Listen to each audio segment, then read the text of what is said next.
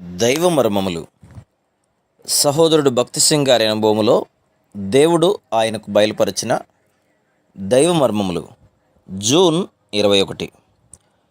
యెహోవా, నీ మార్గములను నాకు తెలియచేయము, నీ త్రోవలను నాకు తేటపరచుము.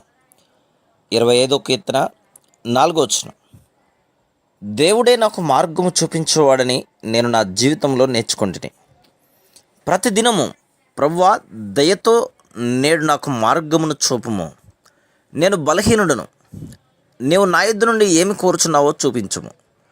నేనేమి చేయవలనో, ఎచ్చటికి పోవలనో చూపించుమని నేను ప్రార్థించుచుంటిని.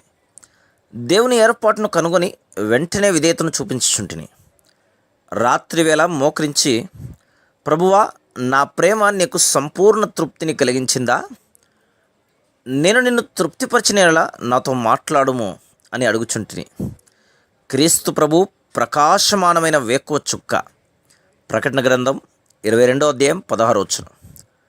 చాలామంది వ్యవసాయదారులు గడియారముల మీద ఆధారపడరు. పొలములకు పోవలసినను, తెల్లవారుజామున ప్రయాణం చేయవలసినను వేకువ చుక్కను చూచి ఎంత సమయమైందో గ్రహించి బయలుదేరుదురు. వారు దిక్కులను కూడా ఈ చుక్కలను చూచే కనుగొందురు. యేసు ప్రభు మనలోనికి ప్రకాశమానమైన వేకువ చుక్కగా వచ్చును. మొదట మన విశ్వాస జీవితంలో కొంత చీకటిని ఎదుర్కొనవలసి ఉండును. తిరిగి జన్మించిన వెంటనే ఎవరునూ పరిపూర్ణులు కాలేరు. మన చుట్టూను చీకటి కమ్మి ఉండును.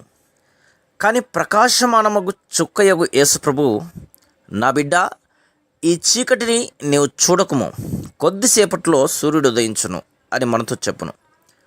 ఏ మానవ సహాయం లేకుండానే సమస్త చింతలను, అనుమానములను జయించుటకు ఈ వేకువ చుక్క మనకు సహాయపడి త్రోవ చూపించును. మనం విధేయత చూపించుకొలది అధిక వెలుగును పొందేదము.